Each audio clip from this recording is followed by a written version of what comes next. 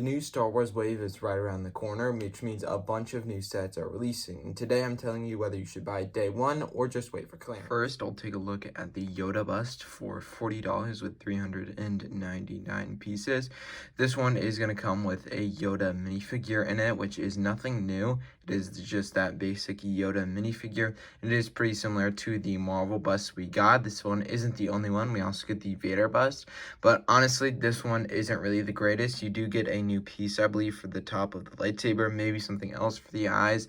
But honestly, it just definitely doesn't look that good. Even if you're a fan of Yoda, it definitely isn't that good. But if you can find it for a decent clearance, it wouldn't be horrible. Next is the Vader bust for $10 more, so $50 with only 349 pieces, which is less than Yoda, even though it's $10 more expensive. It is going to come with a nice Vader minifigure as well as the bust, which still doesn't look the greatest, but maybe looks a little bit better than Yoda. I definitely think it deserved a cloth cape, which would actually balance out the price point a lot better. Overall, even if you're a Vader fan, this probably isn't going to be the greatest one. I think it's probably the best bust version that we've gotten. I think is better than the last one that we got, but still definitely not the greatest. The figure doesn't really help it that much. If you can find this on a really good clearance, I'd probably get it. But if you like collecting brickheads, this one wouldn't be a horrible one to get day one. Mandalorian and Grogu allies and villains. This one is going to be $40, which is actually really nice because it's $10 less than the original brickhead pack of 5. It is still sort of gonna have 5 because you have Grogu and an Anzellan, which are sort of like half a brickhead, or at least LEGO qualifies it as half a brickhead, so they can combine together, I guess, to make one full $10 brickhead. $10 to the actual value of the set, which I think is actually pretty nice. It is gonna come with Mando, Imperial Remnant Snowtrooper, Colonel Ward, as well as Grogu and an Anzellan, which will probably be named in the movie. Not the greatest character selection. Maybe swap Colonel Ward for Zeb or someone else. I definitely think Zeb would make the set a lot more appealing. But again, if you're a Brickheads fan, this isn't a horrible one to pick up day one. The cheapest one of this wave is the AT-RT Attack for $45 with 297 pieces. It has 3 figures.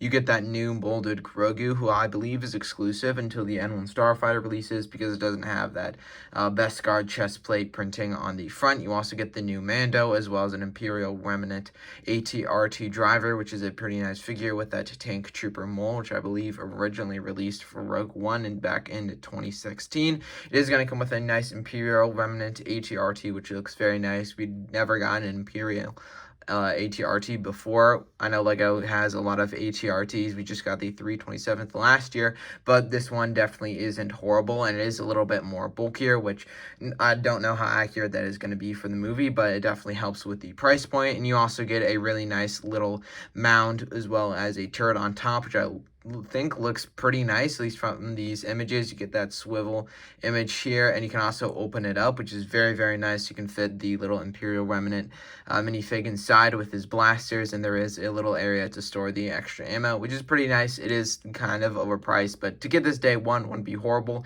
Maybe I would recommend a little bit of a sale, but honestly, this one is probably going to be the one and only set that I get day one. Next is the Anzellan Starship for $70 with 701 pieces. I guess you could say it has 3 minifigs. It has Grogu with his new printing as well as that new mold. So this one does have that chest plate in the middle, and it comes with 2 Anzellans, which is pretty cool. It's like to scaled to them, which I think is really nice, and it's also accurate to the movie. But honestly, that just kind of feels not really good. It's a cool set in general, but $70 for a ship scaled to only the Anzellans and Grogu. It would be nicer if it was minifig scale and you could have your other Mandalorian and Grogu figures in it, but honestly, $70 is a little bit overpriced just because of that. But honestly, if you find this on a pretty good sale, I'd recommend getting this day one. It wouldn't be horrible. It's price per piece, and you do get the new Grogu mold as well as some Anzellans. I just don't think it is fully worth that price. This one is definitely going to be a hot one. The Razor Crest for $150 with 930 pieces, so not even 1,000 pieces for $150, which is kind of crazy. You do get that new Grogu as well as Mando and the exclusive Zeb, which has dual molded arms and legs. This one's definitely going to be the main reason a lot of people get this set. Very nice Zeb figure as well as Colonel Ward and an Imperial Remnant Stormtrooper, which probably deserves some printing. I would definitely be a day one pickup.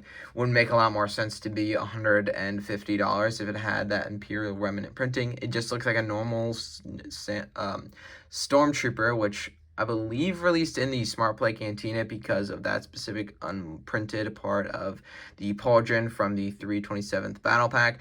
But honestly, figure selection is alright just because of that.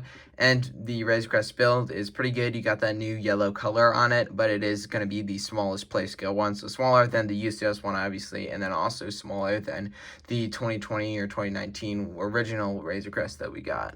And finally, Grogu Mandalorian Apprentice for $130 with 1,200 pieces. It does come with the new Grogu as well as a huge buildable figure of him who has a lot of posability, as well as these accessories like his chest plate as well as a little satchel. And it also comes with the blue milk cookies, which we see a lot in the trailers and the show, of course. And it is literally just another Grogu. It's very similar to the child one from season 1 of The Mandalorian. I know a lot of people are just going to say that, but if you don't have a Grogu and you're hyped for the Mandalorian and Grogu movie, this one isn't horrible. $130 is a little bit overpriced. I just don't feel the need to get this with only getting like a non-exclusive Grogu here, which comes in a bunch of other sets.